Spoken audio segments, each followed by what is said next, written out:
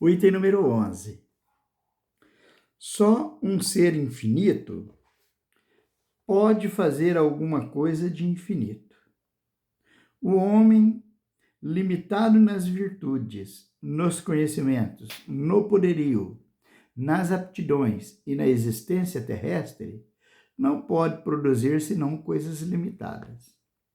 Se o homem pudesse ser infinito no mal, sê-lo-ia igualmente no bem, igualando-se então a Deus.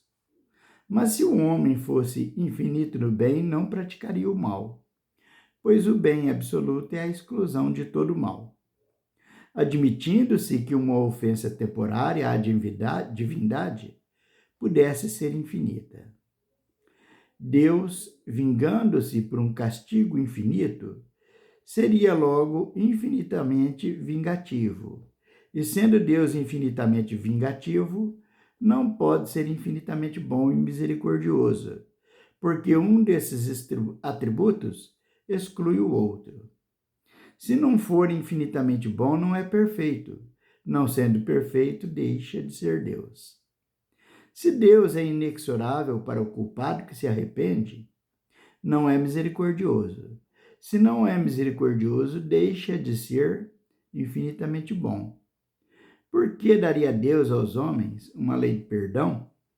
Se ele próprio não perdoasse, resultaria daí que o homem que perdoa aos seus inimigos e lhes retribui o mal com o bem, seria melhor que Deus, surdo ao arrependimento dos que o ofendem, negando-lhes pela eternidade o mais ligeiro carinho. Achando-se em toda parte e tudo vendo, Deus deve ver também as torturas dos condenados. Se conserva insensível aos gemidos por toda a eternidade, será eternamente impiedoso. Ora, sem piedade não há bondade infinita. Meus irmãos, pode haver pensamento mais claro, raciocínio mais lógico do que esse? É claro que não. Daí a conclusão que a gente tira é que esse ensinamento aqui do livro Céu e Inferno, ele é digno da mais pura aceitação por parte de todos nós. Porque os homens, esses sim, os valores morais que possuem são bem limitados. Os valores de Deus são ilimitadamente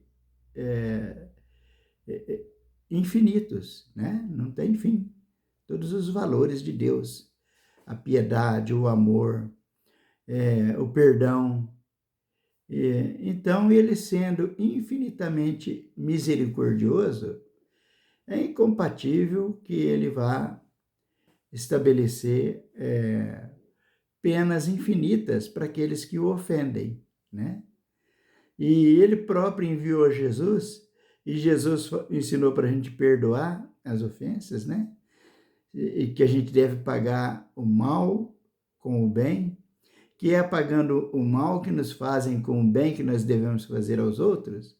É assim que nós vamos nos educando uns aos outros e melhorando a nossa humanidade, porque Deus teria uma lei contrária à própria que ele nos trouxe através de Jesus. Daí não faz sentido ter penas eternas, né?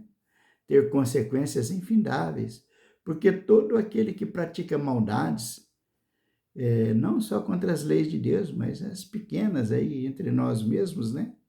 Não tem ninguém que chega um dia que não se arrepende, que pensa melhor, que raciocina, né? Que dói na sua consciência e ele quer se livrar daquele complexo de culpa. E entre nós temos inúmeros de nós já sabemos fazer isso. E isso nos faz infinitamente bem, né? A gente ganha valores com isso que não perde nunca mais. Então, pensando assim, tem homens que seriam melhores do que Deus, o que não dá para pensar assim, né? Então, o que precisa ser mudado? O entendimento desse conceito aí de penas eternas, né?